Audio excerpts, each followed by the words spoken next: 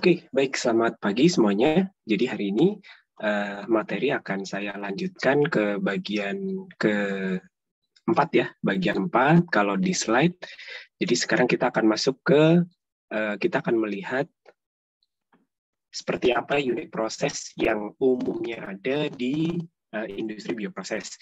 Jadi kalau di pertemuan-pertemuan yang lalu kita sudah bahas terkait kekhasan atau hal yang membedakan industri bioproses dari industri proses yang umum, itu adalah penggunaan katalisnya.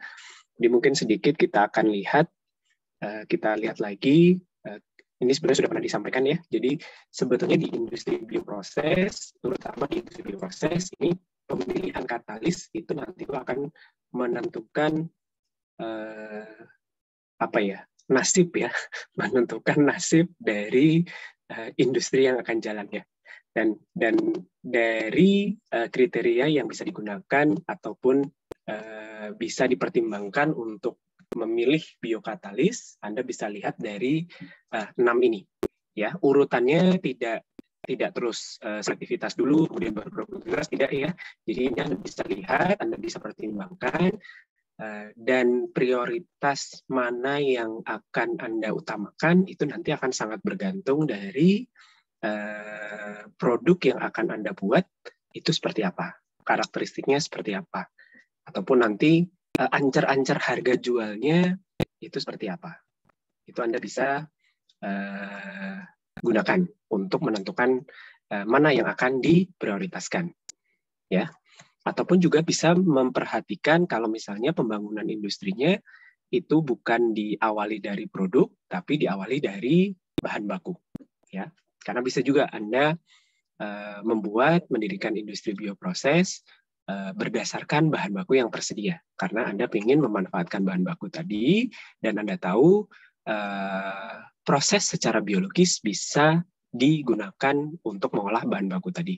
Nanti produknya baru mengikuti. Tapi setelah memikirkan produknya apa, misalnya Anda mau menentukan dari bahan baku tadi mau dibuat jadi produk tertentu pun, ujung-ujungnya Anda akan memilih biokatalis. Ya.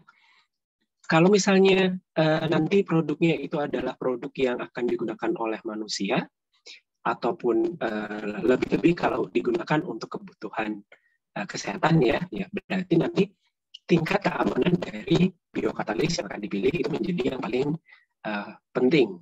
Ya, percuma dia selektivitasnya bagus, produktivitasnya bagus, dia bahan bakunya itu fleksibel gitu ya. Tapi kalau ternyata dalam proses fermentasi produknya si biokatalis ini menghasilkan zat yang bersifat toksik bagi manusia, berarti jangan dipilih ya. Intinya seperti itu. Jadi Anda harus pertimbangkan keamanan dari mikrobanya terlebih dahulu. Oke, tapi kalau misalnya concern dari produknya itu tidak ke manusia ya, atau tidak ke kesehatan, nah mungkin Anda akan bisa lebih leluasa memilih berdasarkan katakanlah produktivitas. Ya, biasanya yang menjadi pertimbangan utama atau pertimbangan pertama ya, kalau misalnya tingkat keamanan tidak menjadi yang pertama seperti yang konteks kalau bahan untuk farmasi misalnya, produktivitas itu menjadi yang kedua yang utama. Anda masih ingat apa itu produktivitas? Apa beda produktivitas dengan selektivitas? Mungkin ada yang masih ingat.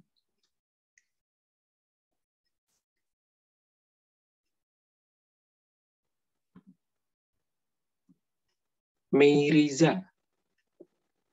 Wah, nama belakangnya hadir, KPK. Pak. Iya, Pak, hadir. Ya. Kok saya ingatnya yang selektivitas, Pak, itu kayak dijalankan menurut prosedur dari studi literatur. Kalau produktivitasnya kurang ini sih. Nggak tahu, Pak. Kurang ingat. Oke, Cika. Apakah ada? Iya, Pak. Ada, Pak. Masih ingat apa bedanya selektivitas dengan produktivitas? Kalau selektivitas itu apa yang dilihat, kalau produktivitas itu apa yang dilihat? Dari kata dasarnya mestinya Anda bisa mengira-ngira ya. Apa menurut Anda? Nah, mungkin kalau dari kata dasarnya selektivitas itu lebih terperinci atau lebih selektif dalam kayak ciri-ciri tertentu gitu, Pak. Kalau Hmm. produktivitas mungkin seberapa produktif si biokatalis itu nantinya. Oke, masih kurang pas pendefinisiannya. Priscilla.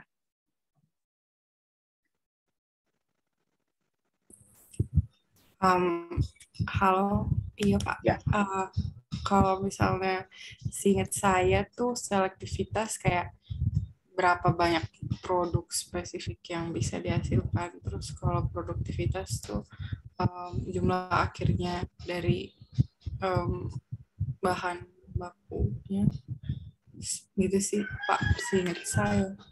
Oke, belum pas juga. Berikutnya, Brian. Saya urut nim aja ini manggilnya ya. Masih ingat apa bedanya selektivitas dengan produktivitas?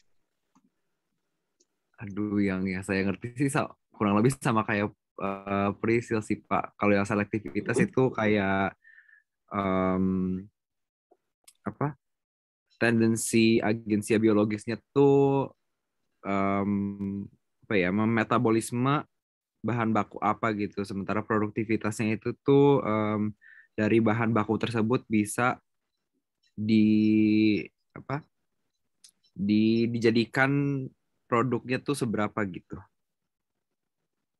Ya bukan Pak. Masih kurang pas. Satu lagi yang terakhir. Tito. Kalau selektivitas tuh menurut saya secara pribadi sih sebenarnya dia menjadi produk selektif yang ingin kita tuju. Semisal ada dua buah produknya, produk A dan produk B. Kita mau ngambil produk A. Jadi seberapa selektifnya dia itu adalah berapa banyak produk A yang terbentuk dibandingkan dengan produk B. Kalau produktivitas sendiri menurut saya merupakan perbandingan antara output atau merupakan produk yang muncul yang dihasilkan dari suatu reaksi dari bahan baku yang masuk. Semisal ada bahan bakunya misalnya 1 kg dan produknya cuma sekitar 500 gram, berarti produktivitasnya 50% gitu menurut saya Pak. Kira-kira kayak gitu. Oke, definisi selektivitasnya benar ya. Jadi kalau misalnya kan Anda masih ingat ya, ini terutama kalau Anda menggunakan katalisnya adalah sel. Sel itu kan barang hidup ya, yang dia itu menghasilkan produk karena memakan si bahan baku. Efeknya apa? Dia belum tentu hanya menghasilkan satu jenis produk. Dalam artian, hasil metabolisme sel itu selain produk yang Anda inginkan, dia juga akan menghasilkan produk yang lain yang bisa jadi memang tidak Anda inginkan. Walaupun belum tentu dia bersifat toksik ya, belum tentu dia bersifat toksik, ataupun belum tentu dia tidak bisa dijual. Nah, ketika dari satu bahan baku dia menghasilkan lebih dari satu produk metabolisme, nah Anda perlu lihat terhadap produk yang Anda inginkan ya, yang tadi itu sudah disebutkan Tito. Misalnya dia menghasilkan A dan B. Seberapa banyak yang jadi A? Relatif terhadap seberapa banyak yang jadi B. Itu yang namanya selektivitas. Mestinya pas kuliah TRK 1 ya, itu sudah pernah disampaikan. Ya, jadi selektifnya terhadap apa? Terhadap produknya, bukan terhadap bahan bakunya ya. Kalau terhadap bahan baku beda lagi ya. Nah, kalau definisi produktivitas tadi agak bukan itu ya yang dimaksud itu tadi ya, seberapa banyak produk yang bisa dihasilkan per bahan baku, itu bukan produktivitas, itu adalah perolehan atau seringnya disebut yield. Nah, sebetulnya yield pun itu juga bisa dijadikan salah satu kriteria dalam pemilihan biokatalis. Makin besar yieldnya, makin besar perolehannya, artinya dari bahan baku dalam jumlah yang sama, Anda akan dapat produk yang lebih banyak. Tapi produktivitas ini lebih dari itu. Jadi produktivitas itu melihat dari sisi waktu juga. Jadi produktivitas itu adalah berapa banyak produk yang Anda bisa dapatkan ya. Ini biasanya dalam satuan mol atau kalau banyak itu kan jumlah ya. Jumlah produk yang bisa Anda dapatkan kilogram atau mol per volume reaktor yang Anda gunakan ya. Artinya per liter ya. Kilogram per liter per waktu. Per jam misalnya. Jadi kalau lihat satuannya, kalau selektivitas kan rasio ya, kalau produktivitas ini adalah satuan massa atau mol per volume per waktu. Massa per volume kadang Anda nyatakan sebagai konsentrasi. Ya ini boleh juga konsentrasi per waktu, tapi lebih tepat dipahami sebagai jumlah produk, ya jumlah massa produk per volume reaktor per waktu. Kenapa produktivitas itu menjadi salah satu yang penting ya? Karena dari kalau namanya industri kan Anda mempertimbangkan masalah waktu kan ya. Jadi mungkin kalau yield atau perolehan di kuliah TRK 1 Anda mungkin lebih mengenalnya sebagai apa? Konversi ya. Mungkin masih ingat ya, konversi. Makin besar konversinya berarti kan artinya Anda dapat produk makin banyak per satuan jumlah bahan baku yang sama. Nah, konversi penting ya. Jadi konversi itu penting. Semakin tinggi konversi artinya juga semakin menguntungkan. Tapi konversi yang tinggi itu relatif tidak sepenting produktivitas yang tinggi. Kira-kira kenapa? Masih ingat nggak? Atau bisa menalar nggak? Kenapa kalau Anda punya dua kriteria ya, konversi dengan produktivitas dengan definisi tadi ya, konversi itu yield atau perolehan tadi, dibandingkan dengan produktivitas, kenapa lebih penting produktivitas? Nilam. Halo Pak, Ya. Kenapa yield tuh lebih penting dari produktivitas? Kembali, kenapa produktivitas lebih penting daripada yield? Kenapa produktivitas lebih penting daripada yield?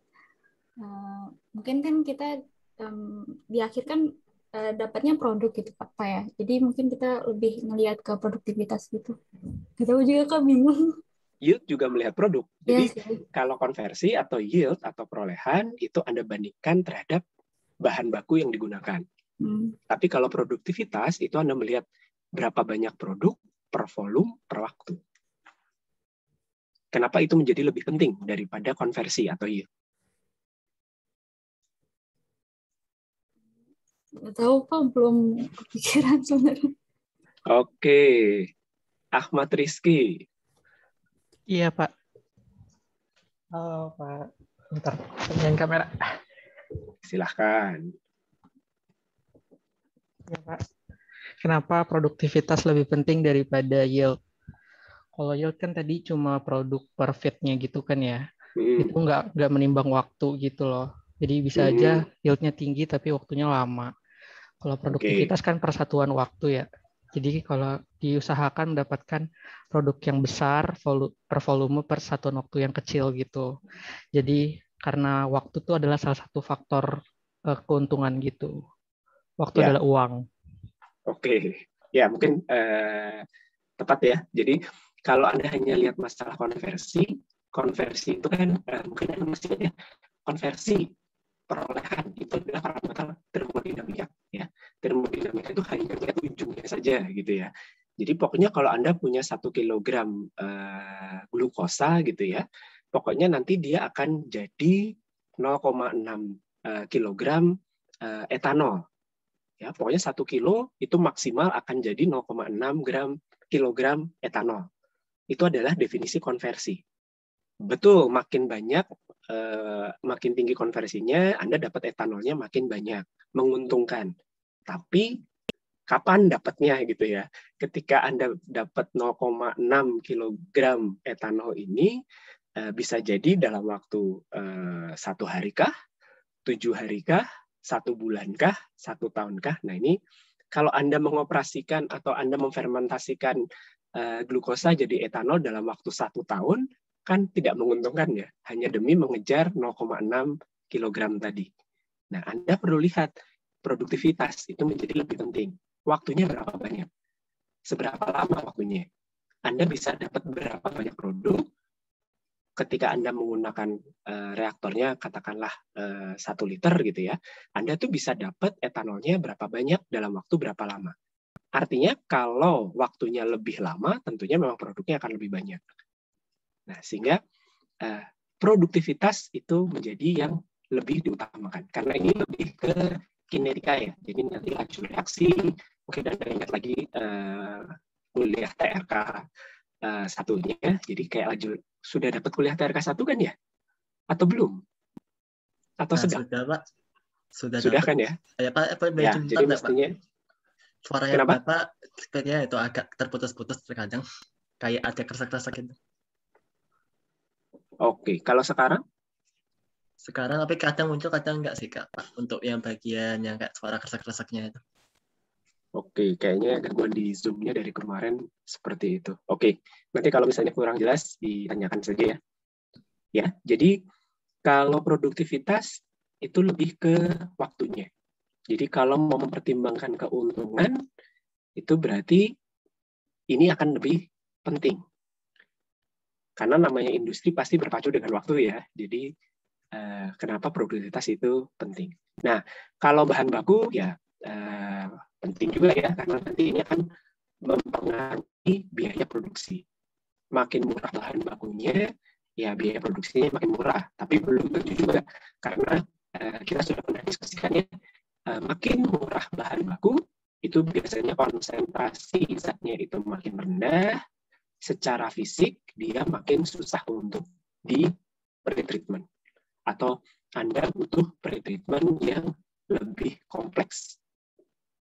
Oke, kalau kondisi operasi dan pemeliharaan biokatalis lebih bayang ya. Jadi kalau bisa memilih biokatalis yang bisa digunakan atau dia optimal pada kondisi temperatur tekanan ruangan, kalau mikroba biasanya tekanan nggak pernah tinggi ya, jadi pasti tekanan atmosferik, tapi biasanya lebih berpengaruh itu adalah temperatur ya.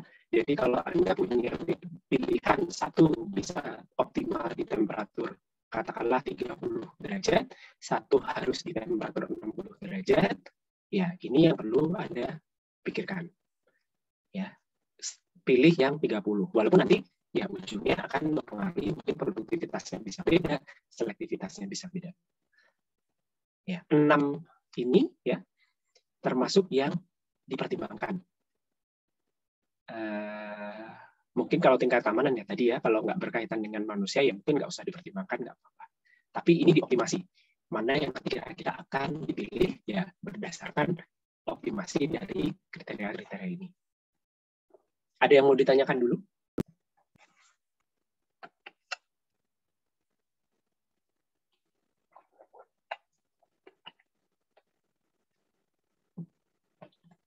Baik, kalau tidak saya lanjutkan ya. Nah, kalau ini adalah tahapan-tahapan ya. Biasanya kalau mau bikin pabrik atau mau mengembangkan produk bioproses secara industrial, ini adalah tahapan-tahapan yang perlu dilakukan. Dan sebetulnya kalau Anda lihat ya, di sini Anda bisa mengkorelasikan tahapan ini dengan perkuliahan di teknik kimia sebetulnya. Khususnya mungkin nanti ya ada sangkut pautnya dengan yang bioproses. Jadi di tahapan pertama tentunya Anda perlu melakukan studi literatur. Ya, kalau misalnya Anda ingin membuat produk katakanlah asam organik tertentu gitu ya, asam organik yang bisa dijadikan mungkin suplemen makanan, katakanlah seperti itu. Dan untuk tahu asam organik yang Anda ingin produksi itu dihasilkan oleh apa, dia bahan bakunya apa, kemudian biasanya produksinya seperti apa gitu ya. Nah ini mau tidak mau kan Anda harus mencari informasinya kan ya. Jadi tahapan awal itu adalah berupa studi literatur. Bisa dari paper, bisa dari paten ya.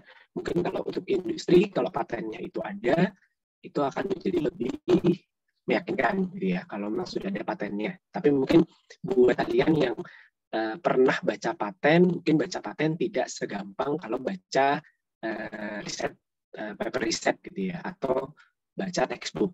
Karena paten itu biasanya informasinya tidak terlalu lengkap gitu ya, tidak semua data itu diumbar gitu ya, tidak semua dikeluarkan, angka-angkanya juga tidak semua keluar, kondisi operasinya juga tidak semua dikeluarkan, karena mungkin ada bagian-bagian yang sifatnya rahasia. Nah makanya kalian di perkuliahan mungkin pas tingkat 2 ya, dapat kuliah itu lebih banyak, apalagi kita terkait bioproses ya, itu akan lebih banyak terkait teori-teori yang melatar belakangi si biokatalis mikrobanya gitu ya. Nah, kemudian yang dilakukan berikutnya setelah baca paten atau baca literatur itu adalah melakukan pemilihan biokatalis ya. Si asam organik tadi itu bisa dihasilkan oleh biokatalis apa saja. Opsinya apa? Nah, untuk memilih Anda gunakan 6 kriteria yang tadi sudah dibahas. Ya, mana yang mau Anda optimasi, mana yang mau diprioritaskan. Nah, setelah itu kan Anda dapat pilihan ya, Anda milih satu. Berarti Anda sudah menentukan mikrobanya, apakah itu berupa bakteri, berupa ragi, atau berupa jamur. Genusnya sudah tahu, spesiesnya sudah tahu, bahkan mungkin sampai strain yang digunakan itu sudah tahu. Sudah pernah disampaikan di kuliah mungkin mikrobiologi atau biomol, kalau Anda mau dapat, kalau misalnya Anda sudah milih gitu ya, mau milih mikroba katakanlah ragi atau jamur misalnya Aspergillus oryzae gitu misalnya.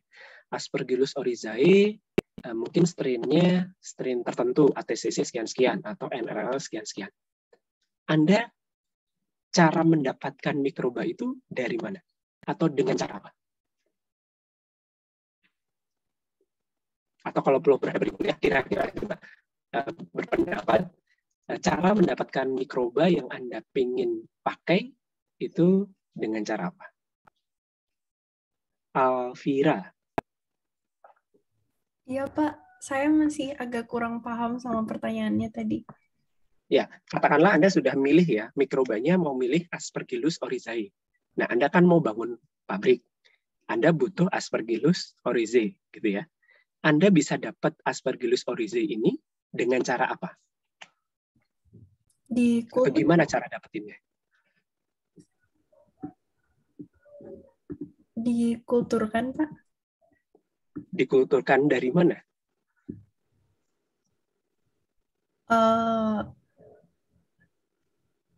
Belum nanggap sih, Pak. Oke. Hilya. Cara paling gampang. Beli, Pak, strain-nya. Betul, beli ya. Belinya kemana? Tahu tempatnya? Kalau baca paper gitu, biasanya papernya ngasih tahu gitu sih ada perusahaan yang jual gitu, Pak. Is open. Ya, betul. Cara paling gampang ya. Saya bilang sih paling gampang. Itu adalah beli. Karena dengan beli, Anda bisa dapat kultur murni Aspergillus oryzae. Belinya dari mana? Ya, tadi kan saya sudah sebut ya, ada ATCC sekian-sekian. Anda bisa beli online. Ya, tapi bukan di Tokopedia tentunya ya. Belinya ya di webnya si ATCC tadi. Atau di webnya NRL. Tapi kan itu di Amerika sono ya. Jadi kekurangannya adalah kalau tadi kelebihannya Anda dapat kultur yang Anda mau, kekurangannya ya harus beli, itu keluar duit gitu ya, ongkirnya mahal. Nah, kalau tidak beli, opsi lainnya adalah mengisolasi. Ya, mengisolasi berarti Anda mencari tahu di mana kira-kira Anda bisa dapatkan si Aspergillus oryzae itu di alam. Baru nanti kalau sudah ketemu lokasinya kira-kira di mana, Anda lakukan tahap isolasi. Isolasi itu tidak hanya satu tahap ya, ada tahapan-tahapannya. Nanti kita akan ada bagian di mana kita mendiskusikan prinsip isolasi itu seperti apa. Oke, nah setelah dapat ya, katakanlah udah beli atau sudah berhasil mengisolasi si Aspergillus oryzae itu, yang Anda lakukan berikutnya adalah Anda melakukan proses optimasi dari sisi satu makanannya, mediumnya. Yang kedua adalah dari sisi reaksi fermentasi dari asam organiknya. Mungkin dari literatur atau paten Anda sudah tahu, oh bisa dikasih makanan medium komposisinya glukosa sekian persen. Nanti sumber C-nya glukosa ya, sumber N-nya apa, sumber P-nya apa, sumber S-nya apa gitu ya. Nah, itu kan akan beda ya. Mungkin paten atau paper riset itu ya skala lab gitu kan. Kalau skala lab volumenya sedikit. Kalau volume sedikit pakai bahan-bahan yang mahal nggak masalah. Tapi beda cerita kalau volume kerjanya bahan baku yang Anda butuhkan itu katakanlah mungkin 1 ton per hari gitu ya. Mungkin kalau yang volumenya cuma 50 mili di lab, pakai glukosa beli dari vendor ya, Merck gitu, atau vendor lain, itu nggak masalah gitu. Tapi begitu 1 ton, beli glukosa 1 ton langsung murni gitu ya, itu kan mahal. Sumber-sumber yang lain juga harus ditambahkan dalam jumlah besar. Nah, ini yang perlu Anda pikirkan, ya, termasuk melakukan retreatment kalau memilih bahan baku yang murah, lebih murah maksudnya ya. Termasuk juga nanti kondisi operasinya. Mungkin di paten atau di literatur paper tadi, kondisi operasinya skala lab itu bisa tercapai dengan mudah gitu ya. Mempertahankan temperatur optimum, katakanlah dia temperatur optimumnya di 50 derajat gitu ya. RPM-nya di 200 RPM gitu ya, karena diaduk. Nah, ketika skalanya menjadi 1 ton per hari gitu ya, reaktornya mungkin segede kamar Anda gitu ya. Itu kan berarti harus dipikirkan pengadukannya bagaimana, menjaga temperaturnya itu bagaimana gitu ya. Nah, ini merupakan proses yang cukup panjang ya. Panahnya ini menunjukkan proses development-nya ya, durasinya itu seperti apa. Mulai dari ide sampai jadi produksi itu seberapa panjang.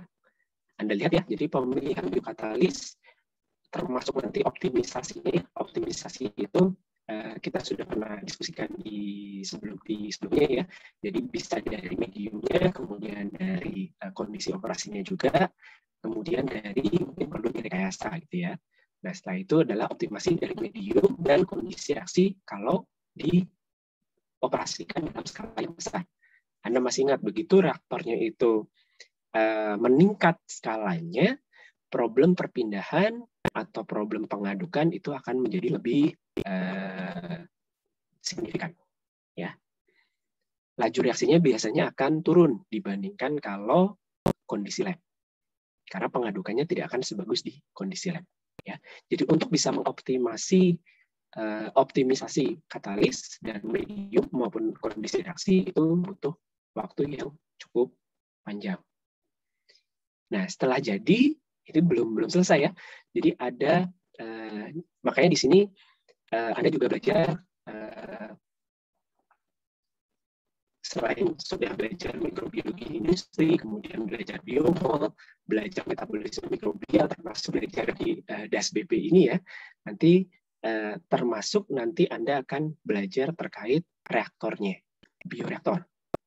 Bioreaktor itu atau proses fermentasi itu bisa jalan pakai reaktor jenis apa saja. Kalau kecil, volumenya reaktornya bagaimana? Kalau besar, banyak volumenya, reaktornya seperti apa? Termasuk nanti apakah harus ada recycle-nya gitu ya. Kemudian kalau selnya diimobilisasi, itu kondisi operasinya bagaimana, dan sebagainya. Setelah itu problem berikutnya adalah downstream-nya. Anda masih ingat ya dari proses penisilin yang dibahas di pertemuan sebelumnya, tahap yang paling banyak itu adalah dari downstream. Ya, karena biasanya secara umum produk dari fermentasi itu konsentrasinya masih rendah. Ya, walaupun Anda sudah optimasi ya selektivitas yang paling bagus, produktivitas yang paling bagus gitu ya, kondisinya sudah oke gitu ya, tapi tetap saja relatif terhadap volume fermentasi, konsentrasi hasil fermentasi ya sebelum di downstream itu rendah. Sehingga nanti pilihan-pilihan downstream-nya itu apa saja. Ini Anda juga akan pelajari di kuliah proses hilir. Seharusnya ya, nanti akan Anda lihat, Anda harus tahapan pemisahan itu seperti apa. Oke, nah setelah ini, Anda harus menyusun yang namanya PFD. Ada yang tahu singkatan apa? Proses flow diagram. Ya, proses flow diagram. Diagram alir proses. Ya, jadi Anda harus bisa memetakan sejak dari bahan baku sampai jadi produk akhir, runutannya seperti apa, ya.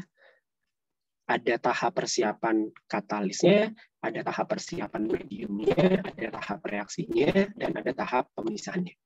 Anda harus petakan nanti dari bahan baku itu larinya kemana saja, gitu ya. Yang jadi produknya apa saja. Kemudian kan ada tahapan-tahapan pemisahan ya. Di setiap tahapan pemisahan itu isi alirannya masing-masing apa. Ya, makanya di kuliah Anda belajar terkait masa-masa ya, mulai menyusun block flow diagram, kemudian saya lupa kalau penyusunan proses flow diagram itu diajari di kuliah apa. Nanti harusnya kalian akan belajar penyusunan proses flow diagram, kemudian yang lebih advance lagi adalah piping and instrumentation diagram. Nah, itu lebih ke pengendaliannya. Nah, kemudian setelah disusun dalam bentuk PFD, itu adalah dioptimasi. Ya, unit operasi. Unit operasi itu apa?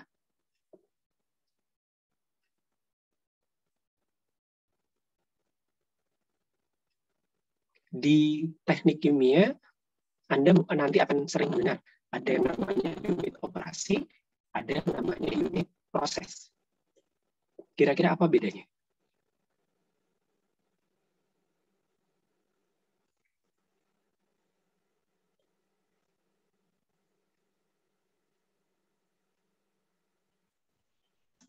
Tadi sampai mana ya? Hilya, setelah Hilya siapa?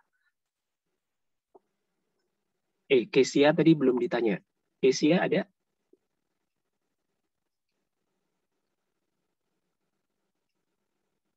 Halo, halo. Ya, maaf Pak, kayaknya Kesia ke toilet Pak. Tadi udah izin gitu Pak, nitip izin sama saya. Oke, kita lanjutkan. Rizka. Iya Pak, kalau tadi unit proses sama unit operasi ya. Kalau unit proses, menurut saya kalau unitnya langsung berhubungan sama bahan baku yang digunakan dan produk yang ingin dihasilkan. Kalau unit operasi lebih ke unit-unit yang menunjang prosesnya itu sendiri, seperti untuk heat transfer dan sebagainya gitu sih Pak, menurut saya. Oke, sudah agak betul, tapi masih kurang pas. Ada definisi yang mungkin lebih mengena gitu. Tiffany, mungkin tahu? Iya Pak. Atau mungkin bisa kasih contoh, unit proses itu seperti apa, unit operasi seperti apa?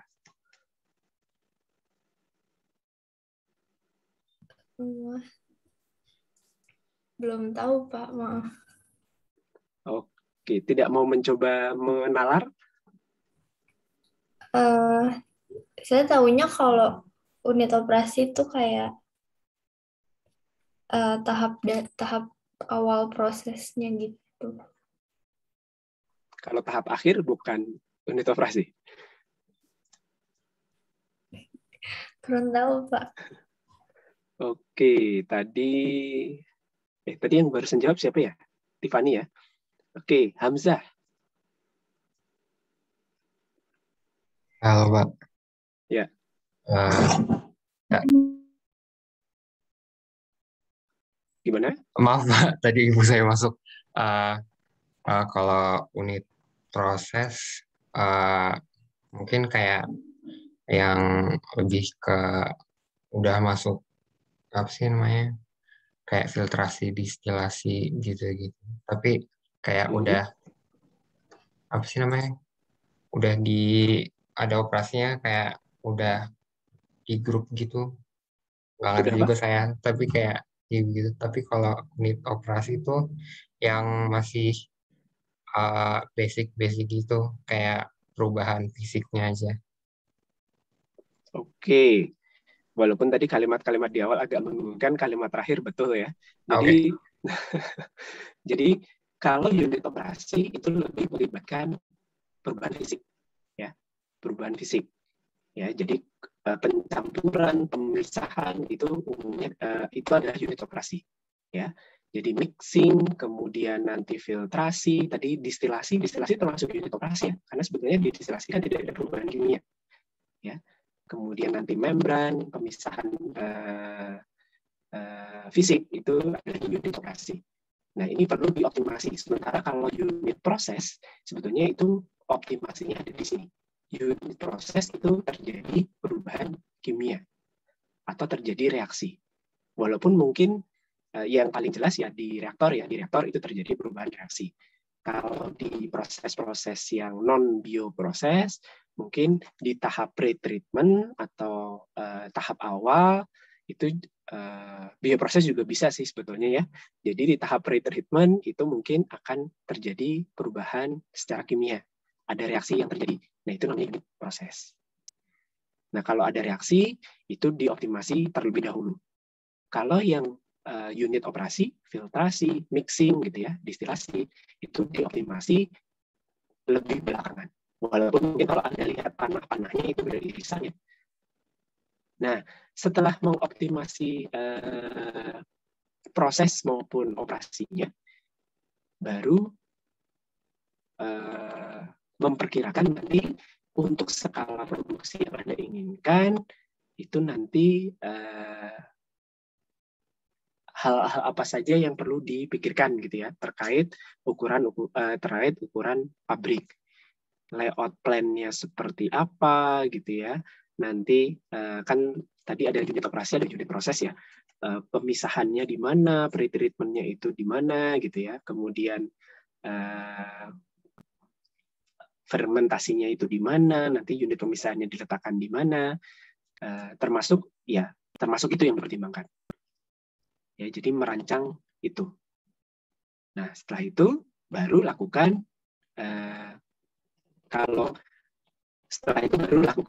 yang namanya proses scale up. Ya, scale up itu berarti Anda memastikan bahwa yang tadi Anda lakukan berdasarkan literatur, kemudian setelah dapat katalisnya, setelah dapat medium yang optimal, gitu ya, Anda jalankan keseluruhan prosesnya, ya, keseluruhan operasi dan prosesnya, ya, mulai dari bahan baku sampai jadi produk, dari mulai skala lab, skala mungkin pilot, gitu ya, baru ke skala industri.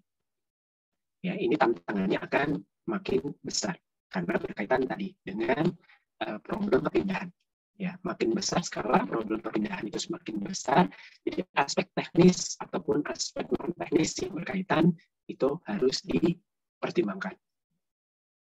Oke, nah kalau produknya itu adalah produk ini tuh belajar di mana ya? Mungkin Anda nanti akan dapat kuliah perancangan proses, evaluasi kinerja proses, peralatan proses, mungkin yang bioproses nggak ya? Dan kuliah-kuliah yang makin di semester akhir. Itu adalah Anda akan belajar bagaimana mengoptimasi suatu unit operasi, bagaimana merancang unit operasi gitu ya. Kemudian kalau skala unitnya itu besar, apa saja yang perlu dipertimbangkan. Oke, kemudian kalau produknya itu adalah produk yang berkaitan dengan farmasi atau kesehatan, Anda perlu melakukan yang namanya approval atau clinical test. Nah, ini cukup panjang ya. Jadi durasi yang diperlukan itu cukup panjang, tergantung jenis produknya. Oke, kemudian setelah itu ya Anda melakukan yang namanya evaluasi. Evaluasi itu biasanya dua ya. Satu itu terkait mengevaluasi dan memodelkan prosesnya. Ya, jadi nanti kalau ada gangguan di proses itu kira-kira nanti antisipasinya bagaimana. Kalau tetap terjadi, ada dua ya, mitigasi itu biar gangguannya itu tidak terjadi gitu ya. Jadi sebelum gangguan, jadi kita prediksi dulu nih problem-problem yang mungkin muncul apa, itu kita mitigasi. Caranya ya dimodelkan untuk memperkirakan nanti prosesnya itu akan jalan seperti apa, penyimpangannya seperti apa. Anda perlu bisa memodelkan prosesnya. Nah, ini biasanya ada bantuan software yang bisa digunakan. Nah, dari situ Anda bisa mitigasi. Untuk mencegah terjadinya, katakanlah kontaminasi, apa saja yang harus dilakukan. Untuk mencegah terjadinya kenaikan temperatur yang berlebihan, apa saja yang dilakukan. Nah, kalau misalnya tetap terjadi, nanti remediasinya seperti apa? Perbaikannya seperti apa? Ya, itu yang perlu diperhatikan. Dan yang terakhir, yang tentunya cukup penting adalah evaluasi dari sisi ekonomi maupun dari sisi lingkungan. Nah, ini makanya Anda juga akan belajar ya evaluasi ekonomi, kuliah pengendalian lingkungan, gitu. Kenapa Anda perlu belajar? Karena sebetulnya mata kuliah tadi semuanya berkaitan dalam pengembangan suatu pabrik, dalam pendirian suatu pabrik. Tidak hanya bioproses ya, tapi secara umum itu diperlukan. Dan kalau Anda lihat, prosesnya tidak 100% atau tidak murni seri gitu ya. Oh, habis ini, setelah ini. Jadi dari panjangnya panah dan skalanya ya, ini Anda lihat beberapa tahapan itu berjalan paralel. Ya, sambil melakukan screening, Anda melakukan optimasi. Sambil optimasi, mungkin Anda melakukan optimasi medium. Gitu. Oke, dari sini apakah ada yang mau ditanyakan?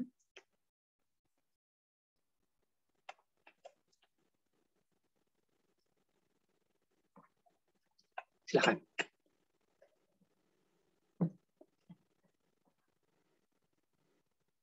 Tidak ada ya? Kalau tidak ada, kita lanjutkan. Pak, mau nanya, Pak. Ya, oke. Tadi yang plan size itu apa ya, Pak? Kurang nangkep tadi. Plan size itu memprediksi atau memperkirakan ukuran pabrik. Ya. Jadi misalnya Anda pengen menghasilkan produk kira-kira ya tadi ya 1 ton per hari. Asam organik yang pengen dihasilkan 1 ton per hari. Ketemu angka 1 ton per hari, mungkin tadi terlewat ya. Anda bisa lakukan dari analisis pasar gitu ya, market analysis yang sebetulnya masuknya ke sini ya di awal-awal. Jadi asam organik itu bisa dijual kemana saja. Anda biar untung itu harus memproduksi seberapa banyak, itu dilakukan di awal. Ya, jadi memetakan, termasuk nanti memetakan pabriknya mau dibangun di mana, apakah mendekati konsumen atau mendekati bahan baku. Biasanya pertimbangannya 2 itu. Antara melihat bahan bakunya itu mendekati bahan baku atau mendekati konsumen. Nah, ketika sudah ketemu skala produksinya berapa, berarti Anda Anda perlu memperkirakan nanti ukuran pabriknya seberapa besar. Ukuran pabrik itu berarti Anda mentranslate ya, Anda memindahkan, mengartikan dari skala produksi menjadi footprint. Footprint itu luasan pabrik. Anda butuh pabrik dengan luas berapa hektar, gitulah katakanlah. Tentunya dengan mempertimbangkan, makanya Anda punya yang namanya proses flow diagram. Dari proses flow diagram kan Anda memetakan unit-unitnya apa saja. Unit prosesnya apa, terus nanti unit operasinya apa. Masing-masing unit kan punya kriteria ya. Nanti reaktornya nanti ketemu sizing, termasuk sizingnya kan. Reaktornya ukurannya sekian, kolom distilasinya sekian gitu. Kolom pencampur tangki pencampurannya sekian, buffer tanknya sekian, butuh jumlahnya berapa gitu ya. Nah, dari situ Anda bisa memprediksi ukuran pabrik. Termasuk layouting ya, layout dari pabrik. Walaupun nanti ini akan juga dipertimbangkan di sini. Tapi kan untuk bisa melakukan evaluasi ekonomi, Anda perlu tahu dulu layout pabriknya seperti apa. Oke. Ada lagi? Dari atas ke bawah, ini nanti Anda akan dilatih melakukannya secara seri paralel ya, di kuliah perancangan pabrik. Ya, silakan. Masih ada pertanyaan? Cukup? Pak, boleh nanya lagi nggak? Boleh. Sorry.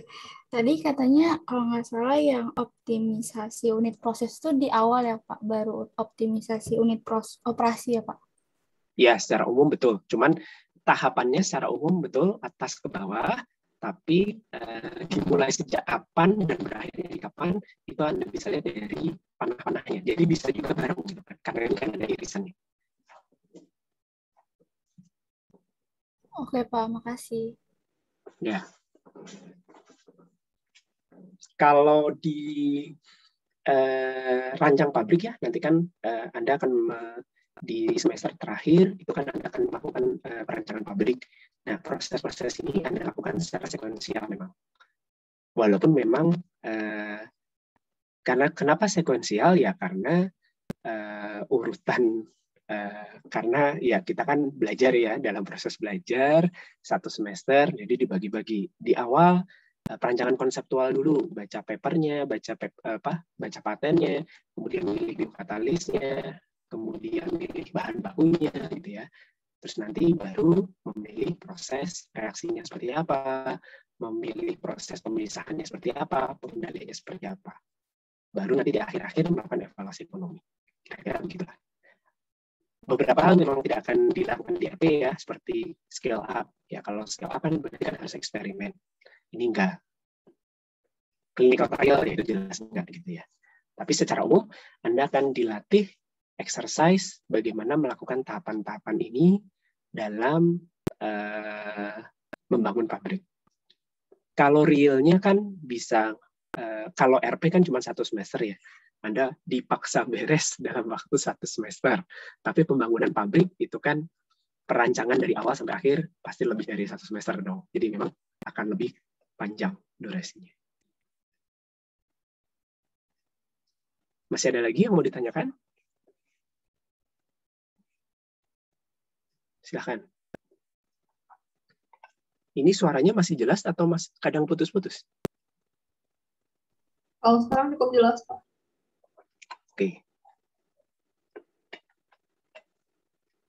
Oke, kalau tidak ada kita lanjutkan ya. Nah, agar bisa lebih memahami unit proses ya, unit proses dari proses secara keseluruhan ya, proses secara keseluruhan dari awal sampai akhir dari suatu industri bioproses, kita akan lihat dengan cara dibandingkan. Ya, ini kita akan lihat satu produk yang sama, ya, yaitu etanol, ya, yang memang bisa dihasilkan secara kimia atau kita sebutnya petroleum based etanol dengan biological based etanol. Anda masih ingat yang membedakan antara industri kimia dengan bioproses itu adalah katalisnya. Kalau biological ya pakai agensia biologis, kalau petroleum based ya berarti pakai katalis non biologis gitu ya. Nah, apa katalis dari yang mungkin masih ingat kalau yang biological based etanol katalisnya apa? Tadi Saccharomyces cerevisiae bukan Pak? Betul, Saccharomyces cerevisiae. Kalau yang petroleum based ada yang tahu atau mungkin sudah baca slide-nya?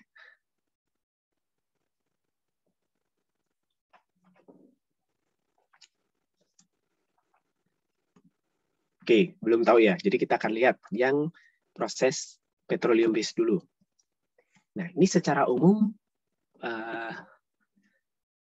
nggak usah kaget ya melihat begini. Seorang calon lulusan teknik kimia harus familiar membaca.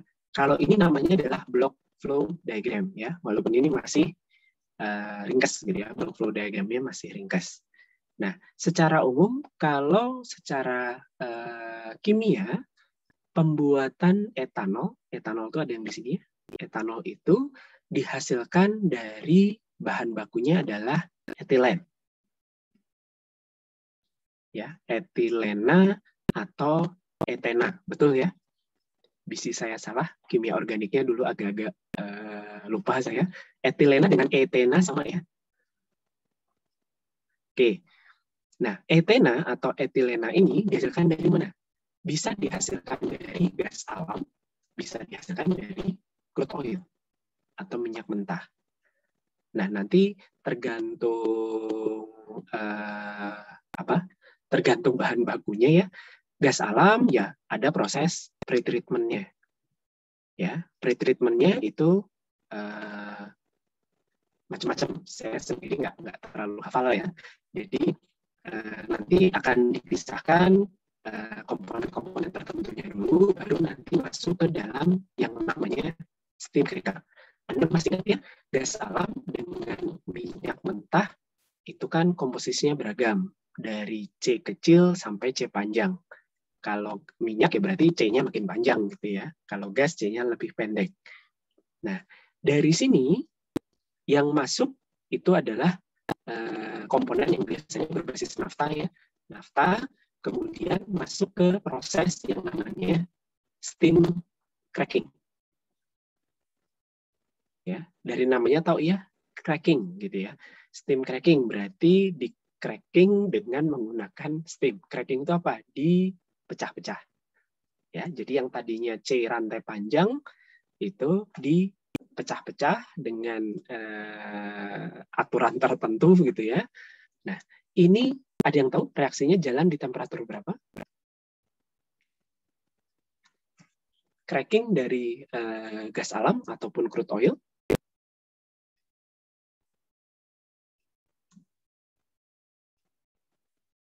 menggunakan steam? Gak ada yang tahu ya. Oke, ini jalannya di temperatur 800. Ya, ini unit proses ya. Jadi dia jalan di temperatur 800 derajat, tapi waktunya singkat. Kenapa waktunya singkat? Karena kalau terlalu lama nanti gosong. Ya, jadi harus segera diturunkan temperaturnya. Biasanya pakai minyak ya, pakai minyak untuk istilahnya prosesnya namanya quenching ya, jadi direndam gitu agar temperaturnya segera turun. Nah nanti dia akan jadi etilen. Ya, saya lupa tekanannya berapa, tapi tekanannya cukup tinggi. Nah baru nanti kan dipotong-potong nih ya, dipotong-potong, tapi kan masih nyampur. Ada etilen, ada propilen dan sebagainya. Baru nanti kalau mau dapat etilen yang mau dikonversi jadi etanol, ini didistilasi, dipisahkannya pakai distilasi.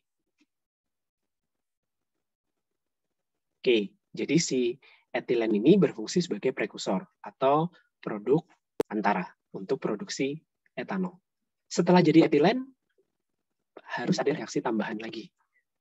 Ya, ini adalah reaksi. Jadi Anda bisa bayangkan atau Anda bisa anggap proses steam cracking tadi termasuk bagian dari pretreatment-nya untuk mendapatkan etilen atau etena sebagai bahan baku, sebagai prekursor. Sebagai prekursor atau produk antara ya. Kalau bahan bakunya kan gas alam atau minyak. Nah, etilen ini direaksikan dengan menggunakan steam ya, direaksikan dengan steam, reaksinya seperti ini. Dari delta H-nya Anda bisa mengartikan apa? Kalau delta H minus artinya prosesnya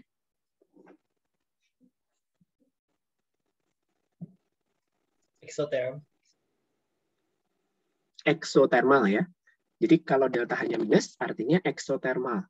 Artinya prosesnya menghasilkan panas. Oke, reaksinya adalah reaksi kesetimbangan. Oke. Kalau Anda melihat seperti ini, ya, kondisinya adalah 300 derajat Celcius, kalau yang tadi adalah 800, kemudian tekanannya adalah 60-70 atm, ya. Di sini ada keterangan tekanan, jadi temperaturnya cukup tinggi, tekanannya sangat tinggi. 70 kali tekanan atmosferik dengan katalis padatan. Ya. Jadi fosforik acid katalis. Tapi bentuknya padat. Ya. Dengan bentuk seperti ini, ya.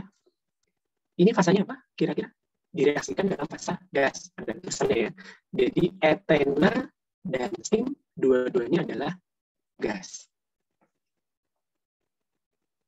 Kalau melihat seperti ini, saya tanya dulu nih. Kan Anda pengen dapat produknya etanol. Bahannya etena, tambahannya adalah steam. Oke. Kalau ingin dapat produk etanol sebanyak mungkin, apa yang Anda akan lakukan?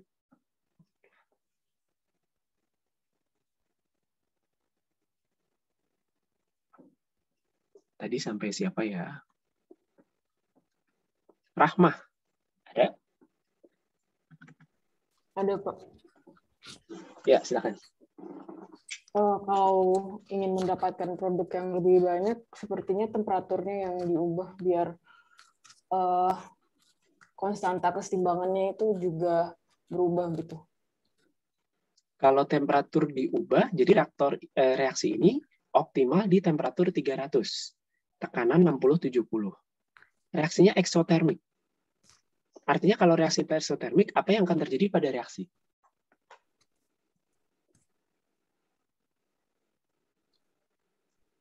Kalau reaksinya eksotermik, konstanta lajunya, kalau reaksinya eksotermik, konstanta lajunya itu meningkat, tapi konstanta keseimbangannya kayaknya menurun gitu.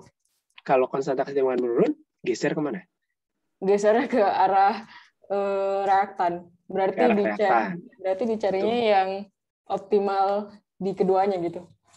Ya, jadi ini kan reaksinya keseimbangan ya. Jadi ketika Anda butuh di temperatur 300, mungkin sekalian menggunakan kuliah TRK ya, ketika Anda butuh reaksinya jalan di 300, misalnya di awal Anda set di 300, reaksi jalan. Karena eksotermik, temperatur akan meningkatkan ya. Nah, kalau temperatur meningkat, keseimbangan geser ke kiri. Ya, keseimbangan geser ke kiri, itu kan tidak diinginkan. Apa yang perlu Anda lakukan? Anda turunkan temperaturnya. Jadi ada pengendalian temperatur di situ. Tapi ketika temperatur diturunkan, reaksi akan geser ke kanan, betul. Keseimbangan akan geser ke kanan. Tapi ketika temperatur itu turun, laju reaksinya turun. Jadi ini salah satu dari kelakuan sistem yang kita sebutnya kelakuan reaksi yang perlu Anda pertimbangkan. Yang kedua, kalau Anda punya etena dengan steam, mana yang Anda perbanyak biar dapat etanol?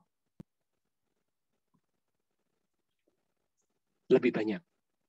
Steamnya yang dibanyakin atau etenanya yang dibanyakin? Steamnya ya, Pak. Kenapa? Karena sama aja bohong kalau misalkan ditambah etena tapi steamnya kecil gitu. Oke. Ya, kalau secara naluri biasa ya dari reaksi ini pasti Anda akan pilih memperbanyak steam. Uap airnya diperbanyak. Tapi yang terjadi adalah ketika uap air itu memperbanyak uap air kan berarti lajunya ditingkatkan ya. Jadi laju steamnya ditingkatkan, apa yang terjadi? Satu, temperatur bisa naik signifikan. Kalau signifikan, geser ke kiri. Yang kedua, yang bisa terjadi adalah ketika laju terlalu tinggi, laju steamnya terlalu tinggi, si katalis yang nempel di padatan itu bisa lepas ya dari supportnya. Kalau katalis padat itu biasanya ada support, kemudian katalisnya itu ada di permukaannya. Nah, kalau laju steamnya itu terlalu tinggi, bisa copot nanti katalisnya. Anda bisa kebayang ya bentuk reaksinya kalau Anda punya gas yang direaksikan, kemudian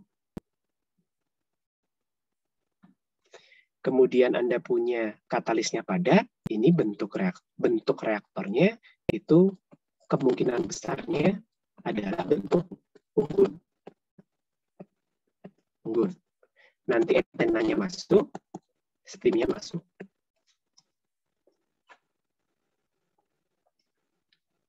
Ya, katalisnya di mana? Di unggun ini, di permukaan unggun. Nah, kalau steamnya terlalu tinggi lajunya, katalisnya bisa copot dari supportnya. Sehingga yang dilakukan dibalik. Volume etenanya itu lebih tinggi daripada volume steamnya. Nah, ketika dilakukan rasio yang seperti ini, volume etena lebih tinggi daripada volume steam, konversinya tentunya tidak akan optimal. Jadi, ya nggak apa-apa, memang itu keterbatasan sistem ya. Jadi di sini sekali lewat, itu konversinya hanya sekitar 5%. Anda bayangkan ya, udah harus di cracking di temperatur 800 derajat, gitu ya. Reaksinya jalan di 300 derajat, tekanannya 70 atm, gitu ya. Konversinya hanya 5%. Apa yang dilakukan? Ya, biasanya di recycle.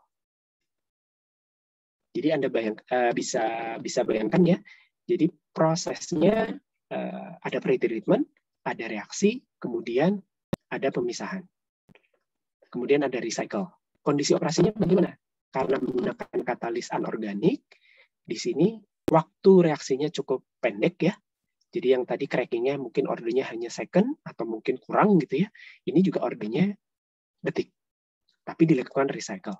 Sehingga di akhir proses konversi itu bisa mencapai 95%. Ya, waktunya pendek tapi temperatur tekanannya cukup ekstrim.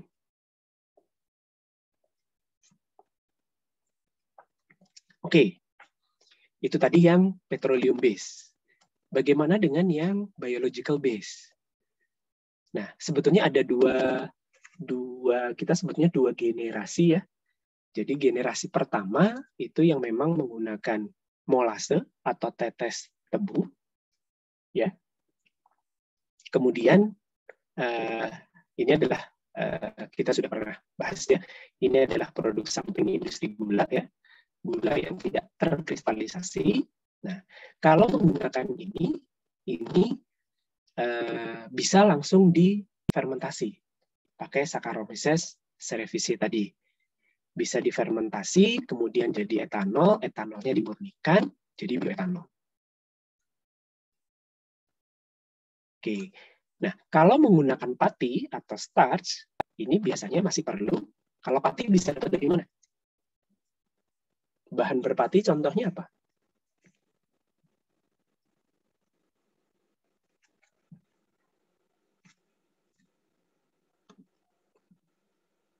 Aditya. Tadi pertanyaannya bahan pati bagaimana, Pak? Bahan pati itu bisa dapat dari mana? Suara saya apa kurang jelas ya? Maaf kalau belum. Sudah jelas, Pak.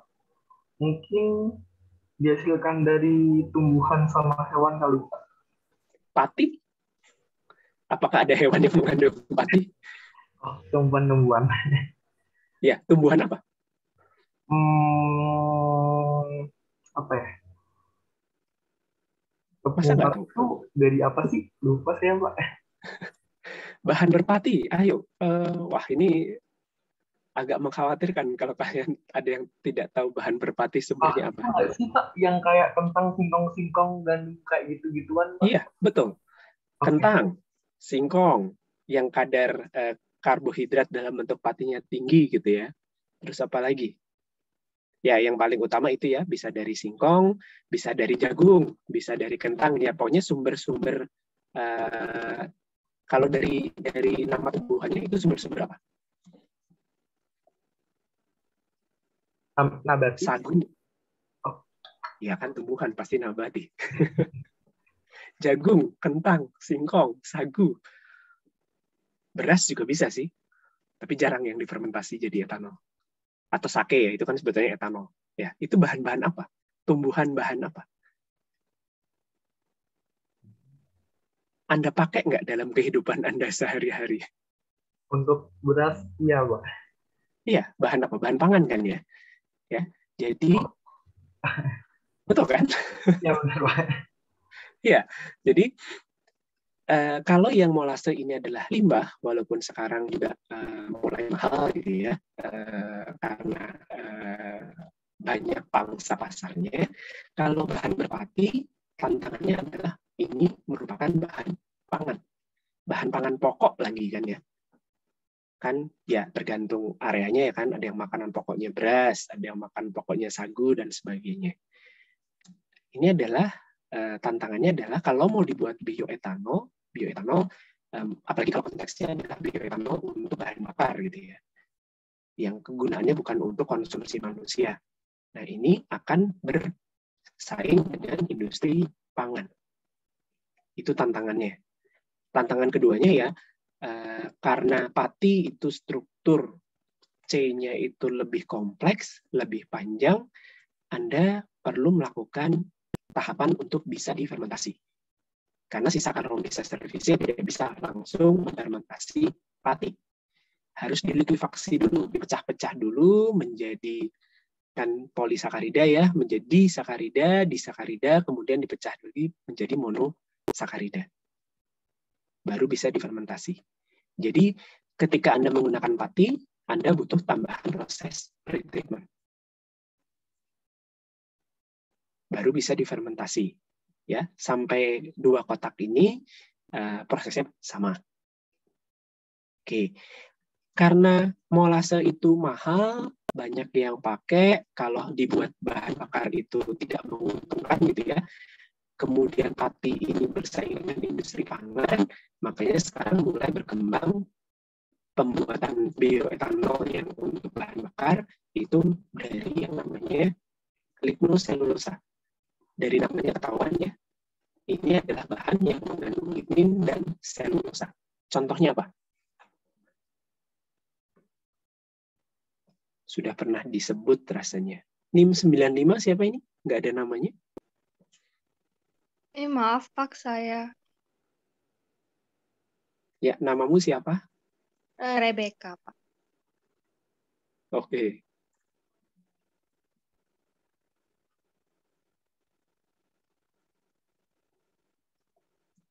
Oke, Rebecca, silahkan dijawab. Perasaan ada yang hilang tadi ya, satu nama, siapa ya? Oke, Rebecca, tolong dijawab. Maaf Pak, tadi pertanyaannya apa ya? Contoh bahan lignoselulosa yang Anda tahu. Sugar cane bagas. Bagas tebu, oke. Yang lain? Sebenarnya banyak sih Pak, kalau dari tumbuhan-tumbuhan seharusnya semua ada lignoselulosanya gitu. Bukan semua sih dominan. Ya, jadi tumbuhan-tumbuhan yang terutama yang berkayu ya, berkayu atau berdaun tapi ada, saya lupa sih istilahnya apa, itu rata-rata ada lignoselulosa. Jadi sumber C-nya itu adalah selulosa, tapi selulosanya nyampur dengan lignin. Oke, masih Rebecca. Apa karakteristik dari lignin?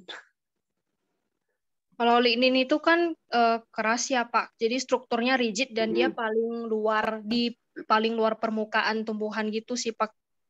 Oke, jadi kalau Anda mau pakai itu sebagai bahan fermentasi, tantangannya apa?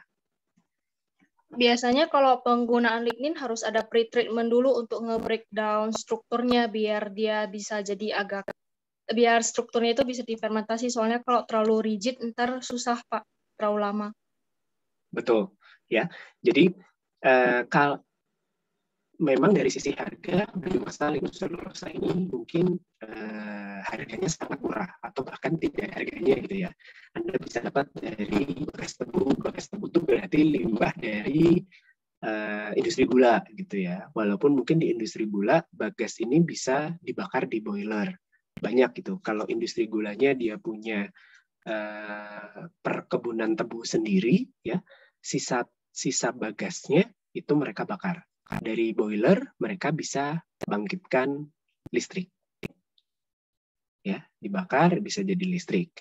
Nah, bisa juga dari tanaman-tanaman berkayu keras atau dari tandan kosong sawit gitu ya. Itu kan limbah ya, jadi tidak dimanfaatkan. Hanya problemnya adalah si selulosa yang mau dipakai ini dia kebungkus sama lignin. Lignin itu strukturnya cukup rigid, betul ya.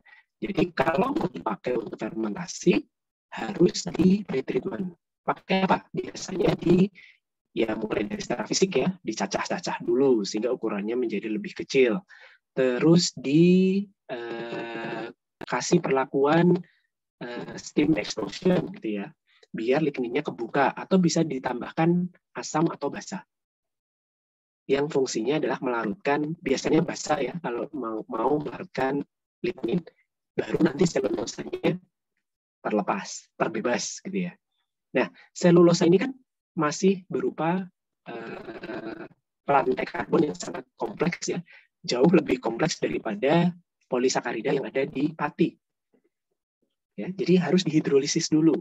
Hidrolisisnya bisa pakai asam atau pakai basa atau pakai enzim. Artinya Anda butuh pretreatment lanjutan. Baru nanti jadi gula 6 atau gula 5. Yang gula 6 bisa pakai Saccharomyces, kalau gula 5 mungkin nanti harus pakai mikroba yang lain. Baru bisa difermentasi. Oke, jadi kebayang ya, kalau pakai proses biological, ya katalisnya mikroba, Tapi mikroba ini kan punya karakteristik dia hanya bisa mencerna substrat tertentu gitu ya. Jadi Anda perlu melakukan pretreatment. Seperti biasa, kalau bahannya makin murah, pretreatment-nya makin panjang. Oke, ada yang mau ditanyakan dulu dari sini?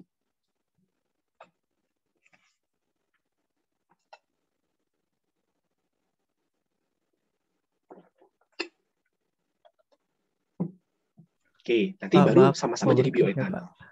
Oke, silakan. Pak, tadi sebelum dihidrolisis itu diapain dulu ya, Pak?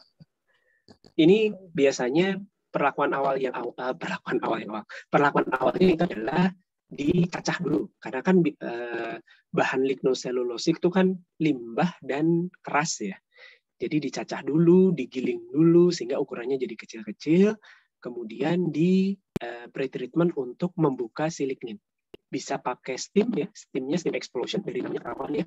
Jadi dipanaskan dengan steam dengan tekanan yang cukup tinggi, ataupun dilarutkan dengan larutan basah untuk menghilangkan lignin. Kan baru ligninnya yang hilang, selulosa sumber C-nya masih berupa selulosa, nggak bisa langsung difermentasi, baru dihidrolisis. Teknik perlakuan awal tadi yang saya sebutkan hanya salah dikit dari contohnya ya. Nanti Anda bisa baca-baca, sebetulnya cukup banyak paper yang membahas terkait pretreatment baik di sini maupun di hidrolisis dari bahan lignoselulosa. Tentunya akan bergantung pada jenis bahan lignoselulosanya, karena nanti komposisi lignin dan selulosanya sebetulnya ada satu lagi ya, hemiselulosa namanya, nanti persentasenya itu akan beda-beda. Sehingga nanti perlakuan awal ya menyesuaikan komposisi dari si biomasa lignoselulosa ini. Terima kasih, Pak. Oke. Ada lagi? Kalau tidak ada, kita lanjut.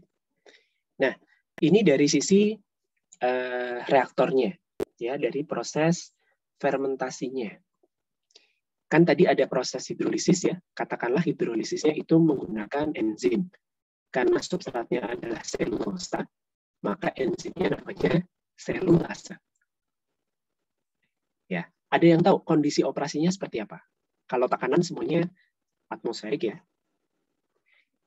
Ya, jadi tadi lignoselulosa yang ligninnya sudah dibuka, tinggal selulosa, ini bentuknya kan selari ya. Nanti Anda bisa bayangkan bentuknya itu nggak encer, nggak bening gitu ya. Pekat, kemudian selari gitu ya. Selari ya agak ada padatan-padatannya gitu. Viskositasnya cukup tinggi. Nah, ini yang nanti diberikan enzim selulase. Temperatur enzim selulase, ada yang tahu kira-kira berapa?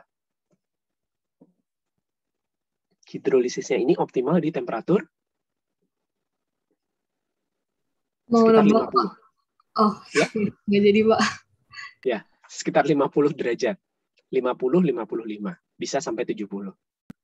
Ya, jadi enzimnya ditambahkan, temperaturnya diatur sampai sekitar 55 derajat, kemudian diaduk.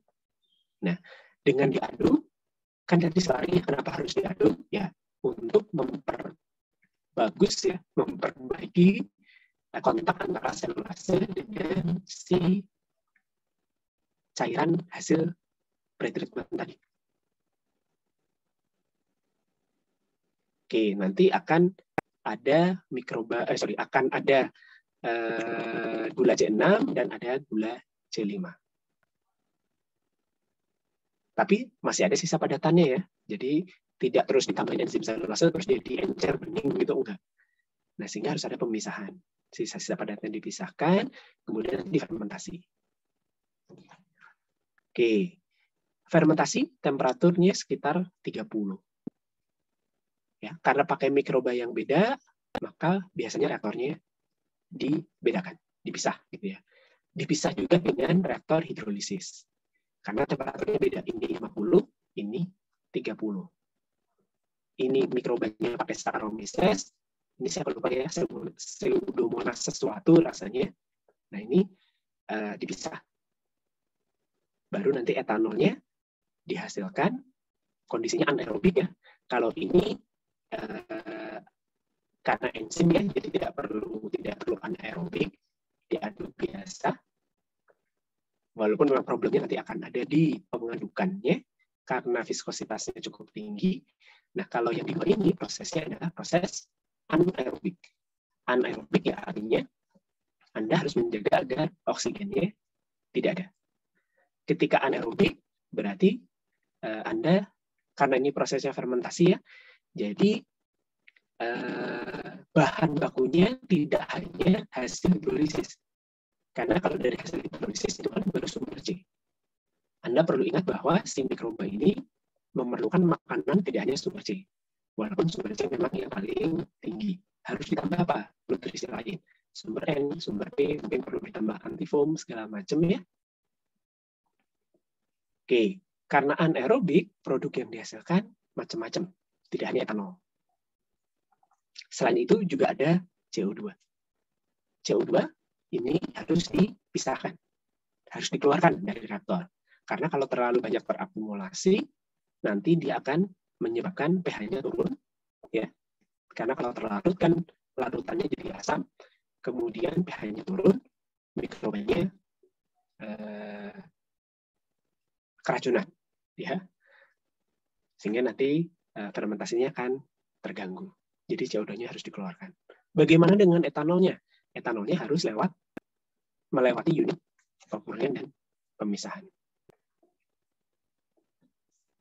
Oke, jadi dari sisi unit proses, Anda bisa bayangkan ada proses hidrolisis ya. Jadi ada proses hidrolisis, kemudian ada proses fermentasi. Ya, proses hidrolisis ya, tangki, kemudian nanti Anda perlu mensuplai enzim, kemudian nanti prosesnya batch gitu ya. Reaksinya berjalan secara batch. Nah, kemudian kalau yang di proses fermentasi, unit prosesnya ada tangki fermentasi itu sendiri ya, ada tangki inokulum. Ya, kan Anda butuh Saccharomyces dalam jumlah yang cukup untuk memfermentasi si glukosa hasil hidrolisis. Anda butuh tangki inokulum. Berarti harus Anda pelihara si inokulum ini sehingga Anda punya sejumlah mikroba yang cukup. Pelihara ya berarti Anda harus kasih makan, gitu aja ya. Kebayang ya, kondisi operasinya harus dioptimalkan untuk menunjang pertumbuhan si Saccharomyces-nya. Nanti dia baru masuk ke tangki fermentor. Tangkinya apakah cukup satu? Tentu tidak ya. Jadi jumlah tangki akan menyesuaikan dengan jumlah produk maupun jumlah inokulum yang dibutuhkan. Nanti keluar, berarti Anda butuh filter ya, karena memisahkan si padatan. Padatannya apa? Ya padatan si mikroba tadi. Oke. Ya, jadi dari sini Anda bisa rangkum ya secara umum perbedaan itu satu adalah di katalisnya. Yang satu adalah organik, yang satu adalah anorganik. Yang biological yang organik, yang ini yang anorganik. Yang kedua adalah kondisi operasinya. Ya. Yang satu kondisinya ekstrim ya, tekanannya tinggi, temperaturnya rendah gitu ya. Tekanannya tinggi, temperaturnya tinggi, sementara kalau yang biological, tekanannya atmosferik, temperaturnya relatif rendah. Kan tadi hanya sekitar 50, 70, bandingkan yang sebelumnya, 300, 800. Gitu. Tapi dari sisi waktu, yang petroleum reaksinya jauh lebih pendek. Kalau yang biological ini, untuk proses fermentasi, ordenya bisa harian. Hidrolisis saja mungkin sudah 5 hari gitu ya. Fermentasi mungkin 5 hari sampai 7 hari. Terus Anda menggunakan kultur murni. Kultur murni kan berarti harus dijaga agar tidak terjadi kontaminasi. Berarti ada proses yang namanya sterilisasi, kemudian tekniknya dilakukan secara aseptis. Nanti kita akan bahas lebih detail di bagian sterilisasi. Tapi itu 7 hari, berarti kan effort untuk menjaga agar tidak terjadi kontaminasi cukup tinggi gitu ya. Jadi dari sisi kondisi operasi beda. Unit operasi juga beda. Kalau tadi yang petroleum base itu reaktornya bentuknya mungkin kolom gitu ya, reaktornya fasa gas, katalisnya fasa padat. Kalau yang reaktor di sini di proses biological itu rata-rata bentuknya tangki, prosesnya batch. Kalau yang tadi kan prosesnya continue, yang petroleum kan continue. Bisa kebayang ya?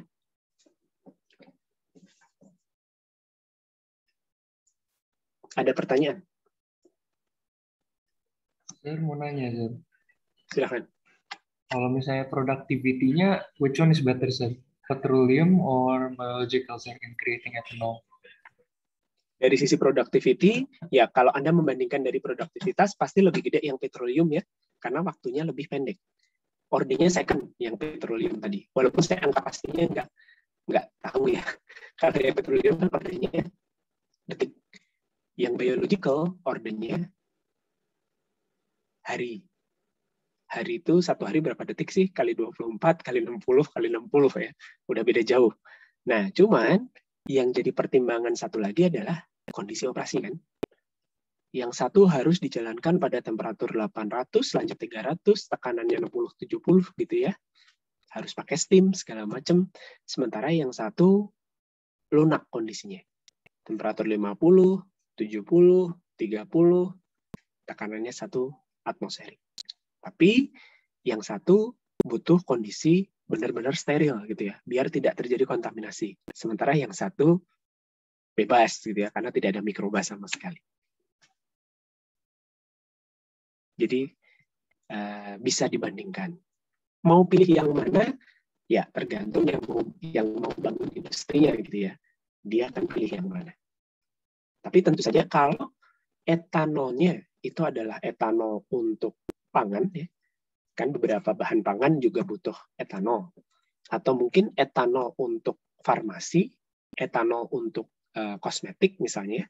Nah, ini dari sisi prosesnya akan lebih dipilih yang biological. Karena mungkin kalau dari sisi etanol yang dari petroleum, itu pengotor-pengotor dari katalisnya, dari sisi sisa bahan bakunya, itu tidak acceptable untuk kebutuhan pangan atau farmasi. Tapi dari sisi biological, karena prosesnya itu panjang, menjaga kondisi operasinya itu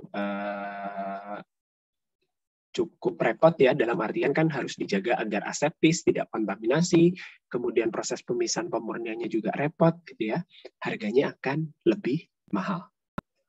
Nah, kalau etanolnya itu ada etanol untuk bahan bakar, di mana nanti harga bahan bakar itu kan satu harga produk kan akan ditentukan oleh demand-nya dan ditentukan juga oleh produk sejenis itu pesaingnya dijual pesaing menjual dengan harga berapa gitu ya. Nah, ini kalau untuk bahan bakar, nah ini masih comparable. Nanti tinggal bandingkan apa? Tinggal bandingkan biaya operasional dan biaya investasi dari pabrik. Ya, mana yang lebih besar? Kalau etanol ini sudah mulai cukup comparable ya. Yang biological ini sudah cukup comparable dengan yang petroleum. Tapi kalau yang produk-produk lain, butanol, kemudian bulk chemicals yang lain ya, yang penggunanya itu adalah skala industri, yang butuh dalam volume besar, harganya tidak boleh terlalu tinggi gitu ya. Nah ini petroleum masih bersaing. Atau biological masih belum bisa menyaingi petroleum. Gitu. Oke, ada lagi?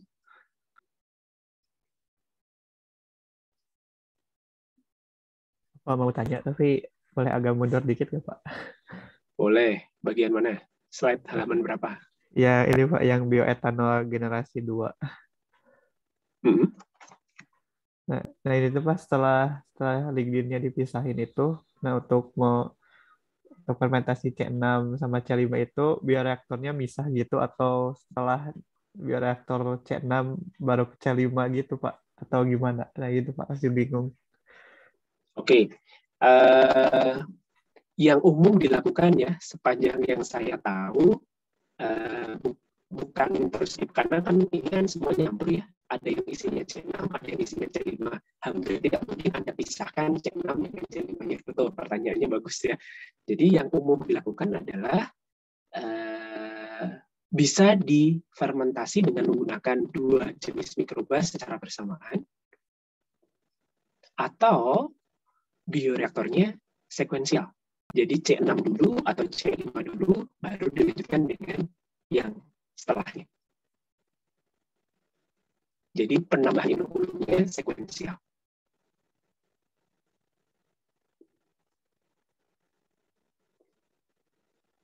Karena tidak mungkin, betul, tidak mungkin memisahkan C6 dengan C5 langsung terus difermentasi bersama-sama secara paralel. Rasanya seperti itu. Oh iya Pak. Jadi Pak kalau bisa kultur campuran gitu nggak Pak? Bisa, bisa. Ada juga yang melakukan dalam satu tangki diisi 2 mikroba. Bisa. Tapi biasanya kalau pakai 2 mikroba, perlu dicek lagi ya kondisi optimalnya apakah sama gitu ya. pH-nya, temperaturnya, kalau sama nggak masalah. Oke Pak, makasih.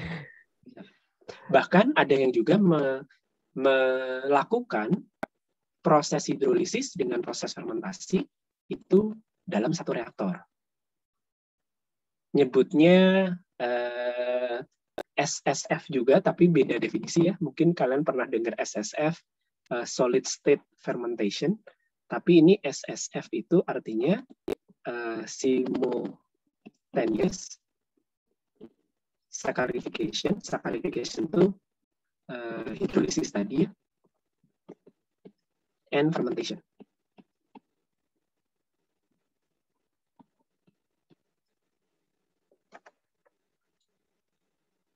Ya, ini bisa dilakukan. Tapi perlu Anda pertimbangkan lagi ya, kebayang fasanya cukup viskos gitu ya, kental gitu ya, ada selarinya. Sehingga nanti dari sisi investasi alat mungkin lebih murah ya, reaktornya cukup satu, Anda tinggal menurunkan temperatur ya, karena temperatur hidrolisis itu kan 50-an, temperatur fermentasi itu 30-an. Jadi tinggal keset temperatur. Jadi pertama enzim masuk gitu ya, enzim masuk melakukan tugasnya, setelah beberapa waktu ada ukur ya konsentrasi glukosa yang dihasilkan berapa, baru sisa karboksisnya dicemplungin. Jadi bertahap, tapi dalam satu reaktor. Baru nanti si raginya menjalankan tugasnya terbentuk etanol. Tapi ya perlu mempertimbangkan kondisi operasinya. Selain temperatur, yang ini kan bebas ya, aerobik nggak apa-apa. Tapi begitu ada ragi, prosesnya harus anaerobik. Jadi ada pengaturan yang bisa disesuaikan, gitulah ya. Tinggal mana yang dipilih nanti, apakah tinggal mana yang menurut pemiliknya ya, atau yang mau invest, mana yang mau dipilih. Karena kan mungkin kalau dalam satu reaktor, kerepotannya akan lebih tinggi daripada kalau dipecah-pecah. Tapi kalau dalam beberapa reaktor, investasi reaktornya tinggi. Ini satu hal yang perlu Anda, mungkin sekarang belum kebayang ya, tapi nanti kalau Anda melakukan perancangan pabrik, biaya investasi itu salah satu yang besar munculnya dari reaktor. Investasi pabrik bioproses ya. Walaupun tekanannya cuma 1 atmosferik, walaupun temperaturnya hanya 30 atau 50 derajat Celcius. Tapi karena kita, satu, ini kan menggunakan mikroba ya, yang harus dijaga agar tidak terjadi kontaminasi, berarti sistem reaktornya kan harus yang bagus. Closer itu apa ya? Ya, menjamin agar tidak ada yang masuk atau tidak ada yang keluar selama proses fermentasi, itu kan butuh desain reaktor yang bagus. Bahan reaktornya pun, kalau reaktor bioproses, itu pakai stainless steel biasanya. Atau pakai kaca, kalau ukurannya tidak terlalu besar. Gelas, silika, ya, boru silika. Nah, ini bahannya mahal. Kenapa harus pakai kaca? Kenapa harus pakai stainless steel? Karena biar halus permukaannya. Kenapa harus halus? Biar gampang dibersihin. Karena nanti kan setelah selesai satu proses, itu kan akan dipakai untuk proses yang selanjutnya. Kalau tidak dibersihkan dengan baik, sisa-sisa proses yang sebelumnya itu nempel kan ya. Kalau nempel, ya kalau yang nempel itu masih mikroba yang benar gitu. Kalau udah dari udara, kemudian ada kontaminan, ketika dimasukkan bahan baku atau mikroba tambahan atau mikroba yang biokatalis, itu bisa menyebabkan kontaminasi.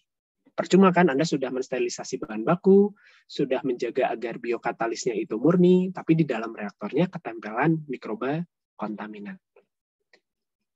Karena kan ya kalau reaktornya kecil, gampang dibersihin ya. Bisa Anda bongkar, Anda sikatin, Anda bersihin gitu. Kalau reaktornya besar, kan nggak mungkin orang masuk terus nyikatin seluruh permukaan bagian dalam reaktor. Walaupun ada yang melakukan. Jadi nanti ada proses yang namanya cleaning in place. Nah, biar proses cleaningnya itu bagus, bahan dalam terutama ya, itu kan harus benar-benar halus. Harus yang halus gitu ya. Biar gampang dibersihin. Oke, jadi kebayang ya. Jadi ketika menambah jumlah reaktor, itu biaya investasinya akan nambah signifikan. Apalagi kalau bentuknya tidak hanya satu gitu ya. Reaktor fermentasinya, karena mungkin kalau satu tapi gede banget, itu kan proses perpindahannya pasti akan sangat signifikan ya. Hambatan perpindahan pasti akan sangat signifikan. Nah, terus cara mengatasinya, reaktornya dikecilin. Tapi kalau reaktor dikecilin, jumlahnya harus banyak. Nah, ketika reaktornya 1 dengan reaktornya itu 5, tapi volumenya 1/5-nya, itu nggak sama harganya. Yang 5 tentu jauh lebih mahal. Jadi kira-kira gitu. Oke, ada lagi yang mau ditanyakan? Oke, mungkin sebelum ditutup, jadi kira-kira unit proses dan unit operasi ini sebetulnya jadi keseluruhan proses dalam industri bioproses ini ada 1, 2, 3, 4, 5, 6. Ya. Ada dari sisi bahannya, substratnya ya, jadi kita biasa sebutnya bahan baku itu kalau nggak medium ya substrat. Ini ada tahapan formulasi medium. Bagaimana kita memformulasikan si bahan baku ini sehingga satu komposisinya sesuai buat si mikroba atau enzimnya. Yang kedua, dia memang bisa dikonversi menjadi produk yang kita inginkan. Yang kedua adalah sterilisasi. Nah, ini yang khas dari industri bioproses. Tidak ada di industri kimia. Karena kan kita ini terutama kalau pakai yang kultur murni. Ada sterilisasi medium, sterilisasi peralatan gitu ya. Oke, kemudian katalisnya ada proses pengembangan inokulum. Ini kalau pakai mikroba ya atau pakai sel. Kalau enzim nggak ada. Ya, jadi ada proses pengembangan inokulum di mana inokulum itu harus dijaga dan kembangbiakan agar jumlahnya cukup buat tahapan fermentasi. Baru nanti masuk ke produksi. Ini reaktor. Ini tahap utamanya. Terjadi konversi. Nah, setelah lewat tahap produksi, lewat tahap pemisahan. Pemisahan dan pemurnian untuk mendapatkan produk yang diinginkan. Nah, jangan lupa satu lagi adalah tahap pengolahan limbahnya. Ini di industri biasa juga ada, di industri proses juga ada. Oke, jadi ini secara umum ya. Nanti di pertemuan berikutnya kita akan lihat dengan contoh mesin etanol, masing-masing ini melakukannya seperti apa. Kalau sekarang kayaknya waktunya tidak cukup. Oke, ada yang mau ditanyakan? Ada yang resen? Saya mau nanya Pak, tapi maksudnya nyerempet ke sini dikit, tapi lebih nyerempet ke tugas. Jadi kan ada yang bahan baku, kan ada yang bahan baku ya Pak di tugas yang kemarin tuh. Nah, bahan bakunya itu kayak kan bukan kayak raw materials doang kayak yang tadi sebelumnya tuh etanolnya bukan dari selulosa doang kan, ada nutrisi lain ditambahkan gitu. Terus kalau di pupuk juga biasanya ditulisinnya kayak bla bla bla medium terus isinya ini gitu. Bisa jadi bahan baku atau gimana ya Pak? Oke, kalau untuk yang tugas 1, Anda cukup cantumkan bahan baku utamanya saja nggak apa-apa. Sumber C-nya saja nggak apa-apa. Jadi misalnya ada etanol kayak tadi ya, berarti bahan bakunya molase, atau pakai pati singkong, atau pakai limbah tandan kosong kelapa sawit gitu. Itu saja dituliskan di tabel nggak apa. Sumber N-nya, sumber P-nya mungkin nanti Anda akan kenal istilah tracer element gitu ya. Trace element itu nggak usah, nanti terlalu panjang tabelnya. Jadi bahan baku di tugas 1 cukup tuliskan bahan baku utama. Bahan baku utama itu biasanya sumber karbonnya. Dan bahan baku utama itu, dan bahan baku ini adalah definisinya bahan baku awal gitu ya, sebelum di pretreatment. Walaupun nanti di tengah-tengah ada pretreatment, walaupun kayak gini ya, mungkin balik ke proses yang tadi. Jadi yang disebut bahan baku itu yang di sini, bukan glukosanya. Tentu kalau dibuat jadi etanol, rajinnya adalah Saccharomyces, substratnya adalah glukosa. Tapi di sini yang disebut dengan bahan baku industrinya itu yang ini. Jawab ya. Kalau dibilang mediumnya gitu boleh gak Pak? Soalnya kadang tuh nggak disebutin juga gitu loh, glukosanya dari mana diambilnya. Boleh, tapi biasanya kalau bentuknya medium itu belum bahan baku industri. Tugasnya adalah industri ya, yang produknya adalah produk skala industri. Jadi nggak mungkin bahan bakunya itu campuran glukosa dengan natrium fosfat, dengan natrium sulfat, rasanya tidak mungkin. Kecuali industri-industri farmasi mungkin gitu ya. Tapi itu ya berarti bahan bakunya glukosa. Saya industri farmasi Pak. Ya. Bahan baku utamanya berarti kemungkinan besar adalah glukosa. Tapi kalau misalnya ada bahan baku, nah mungkin kalau industri farmasi, Anda bisa tambahkan bahan baku mungkin bukan yang utama, tapi yang spesifik perlu ada gitu. Biasanya dikasih apa gitu, itu bisa Anda tambahkan. Baik Pak. Terima Kalau kasih, farmasi Pak. rasanya tidak mungkin pakai lignoselulosa ya, bahan bakunya, atau pakai pati mungkin ya. Jadi beberapa industri itu tidak langsung menggunakan glukosa, tapi mungkin nanti Anda akan dapat istilah CSL ya, corn starch liquor, mungkin bisa. Ya, Pak. Jadi itu adalah cairan yang isinya adalah pati jagung, itu bisa. Ya beberapa tuh ada yang jelas gitu nyebutin kayak gitu, tapi ada beberapa lain tuh yang nggak, kurang jelas gitu. Jadi dia cuma nyebutin mediumnya apa aja isinya, cuma nggak nyebutin bahan dasarnya tuh apa gitu. Oke, kalau itu tulis aja campuran ini, dan ini gitu. Kan ada kutipannya ya, kasih angka kutipan, nanti di daftar pustakanya ditulis itu Anda ambil dari pustaka apa gitu. Baik Pak, terima kasih Pak. Oke, ada lagi? Pak mau nanya. Ya, satu-satu. Duluan aja. Oke, guys. Kan kelompok saya itu kan masuk ke yang bidang green bioteknologi ya Pak. Nah itu saya mau tanya, kalau produk pertanian gitu, misalnya bahan bakunya tuh dari pertanian gitu, tapi produknya tuh aplikasinya tuh pangan, misalnya kayak coklat dari biji kakao, itu termasuk ke agrikultur atau ke pangan ya Pak? Pangan. Kalau industri kan berbasis produknya. Tergantung produknya dari, kalau yang green itu digunakan untuk pakan dan pertanian kan ya? Iya. Ya, jadi untuk hewan maupun untuk tumbuhan. Produknya, bukan bahan bakunya yang dilihat. Sama satu lagi Pak, misalnya nih ya kan kalau di bidang agrikultur itu kan pasti kan ada pestisida gitu ya. Nah, itu kalau itu bahan bakunya apa ya Pak? Soalnya saya cari-cari rata-rata tuh kalau bikin pestisida dari mikroba itu bahan bakunya mikroba itu sendiri. Nah, jadi ya saya betul. Jadi kalau itu ya bahan bakunya berarti makanan dari si mikroba itu gitu. Anda bisa cari, bisa dapat dari paper nggak apa-apa. Kalau misalnya dari perusahaannya tidak ada gitu ya, menyebutnya si mikroba itu apa sih itu salah satunya Bacillus thuringiensis ya kalau nggak salah ya.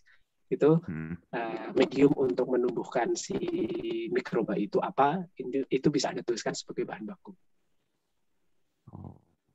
Oke, Pak, tapi mungkin memang harus dicari dari paper yang terpisah ya. Oke, Oke, makasih Pak. Oke, yuk. Ada lagi? Tadi rasanya ada satu lagi. Saya mau nanya tentang itu aja sih teknisnya. Ini pengumpulannya masing-masing satu orang ngumpulin semuanya atau satu orang dari per kelompoknya aja, Pak? Perwakilan kelompok aja. Oke, makasih Pak. Kan tugasnya kelompok. Oke. Apakah masih ada yang mau ditanyakan? Baik, kalau tidak ada, saya cukupkan sekian ya. Jadi kita lanjutkan lagi di hari Kamis. Terima kasih, selamat pagi.